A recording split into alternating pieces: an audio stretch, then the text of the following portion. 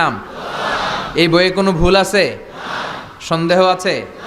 সংশয় আছে? এই বইয়ের সাথে সম্পর্ক জোরদার করার দরকার আছে না নাই? এই বইটা কিয়ামতের দিন সুপারিশকারী হবে।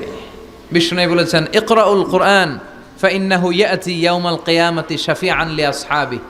বেশি বেশি কোরআনের তেলাওয়াত করো, কারণ এই কোরআন কিয়ামতের দিন তোমাদের জন্য সুপারিশকারী হবে।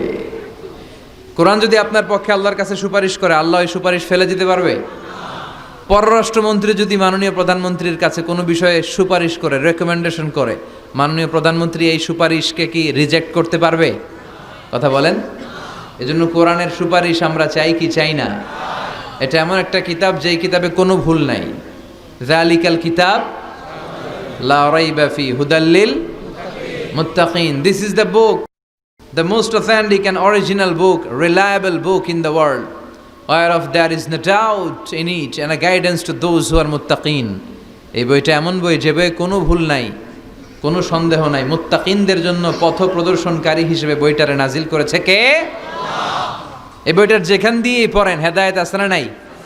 রহমত আছে না নাই? বরকত আছে না নাই? শিফা আছে না নাই? এই কিতাব পড়ে অসুস্থ ব্যক্তির গায়ে ফু দিলে সুস্থ করে কে? তার মানে এর মধ্যে শিফা আছে। সুবহানাল্লাহ পড়েন।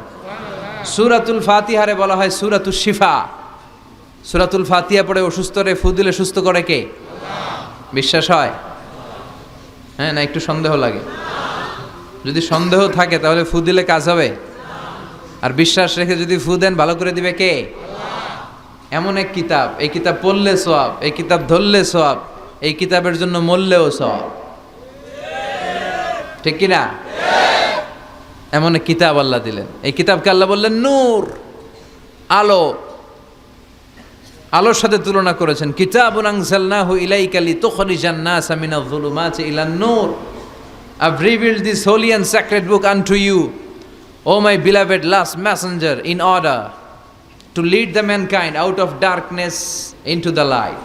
অন্ধকার থেকে আলোর দিকে নেয়ার জন্য এই কিতাবকে পাঠিয়েছে কে? এই কিতাব পড়লে, এই কিতাব মানলে, বুঝলে, এই কিতাবের বাস্তবায়ন সমাজে ঘটালে সমাজটা আলোকিত হবে। ঠিক কি না? আমরা একটা আলোকিত সমাজ চাই কি চাই না? যে সমাজে এই কিতাব দিয়ে আইন করা হয়, এই কিতাবের আইনে সমাজে আইনটাকে বাস্তবায়ন করা হয়, ওই সমাজে কোনো ধর্ষণ থাকে? কোনো দুর্নীতি থাকে? ওই সমাজটা হয় মদিনার সমাজ, ওই সমাজটা হয় শান্তির সমাজ। এজন্য আমরা যেন কোরআনের সাথে সম্পর্ক বাড়াই, প্রতিদিন যেন কোরআনের তেলাওয়াত করি, একটি করে হলেও কোরআনের আয়াতের বঙ্গানুবাদ যেন আমরা পড়ি। পারা যাবে?